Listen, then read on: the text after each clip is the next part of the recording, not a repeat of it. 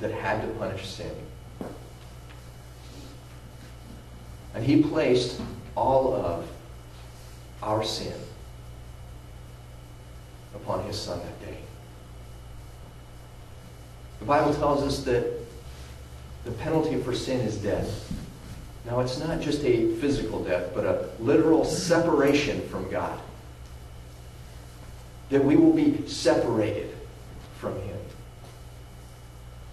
And so, the one who from eternity past until this point had never known a separation from the Father, all of a sudden said, my God, my God.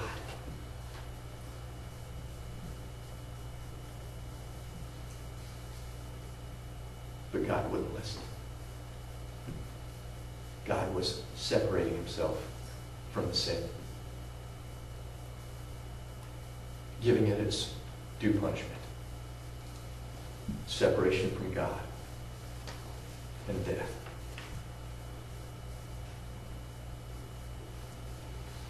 And we see in his humanity that he says, my God, why? Why? This was a cry of loneliness. Why am I here all by myself? This was the cry of innocence. Why am I condemned when I am innocent? This was a cry of disgust. Why am I taking on all this sin?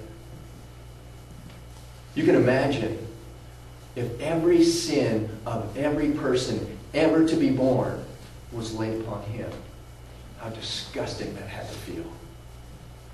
To know that he was dying for murderers, rapists, child molesters, for liars and thieves and cheats, gossips and slanderers.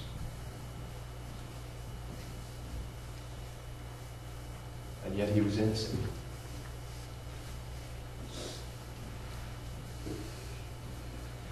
The Bible says that God made him who had no sin to be sin for us, so that in him we might become the righteousness of God. It says that he literally became sin. He became sin so that we can become his righteousness. And so when we ask the questions, why? Why? Whatever question you may have, and you cry out to your God, and you say, why? You can know that Jesus went through that same feeling. Because he said, God, why have you forsaken me? Why have you forsaken me, your only Son? My God, why have you forsaken me? See, the pain of the nails. I have a possible, something that what might have been like a nail that they used.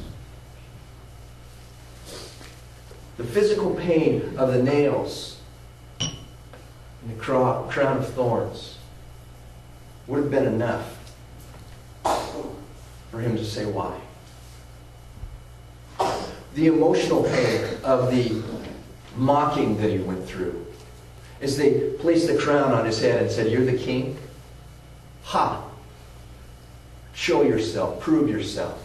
Or the purple robe that they put upon him to mock his royalty. The emotional pain of all of his friends deserting him. That would have been enough.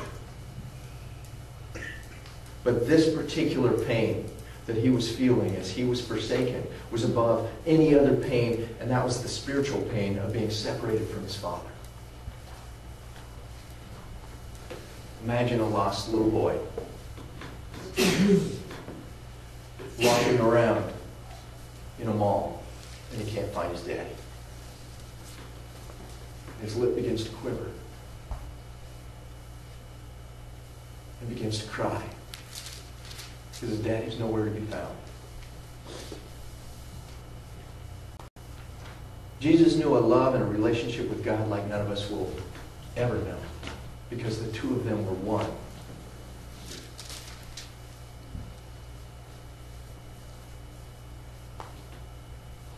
And yet he was forsaken. Why was he forsaken? For you and for me.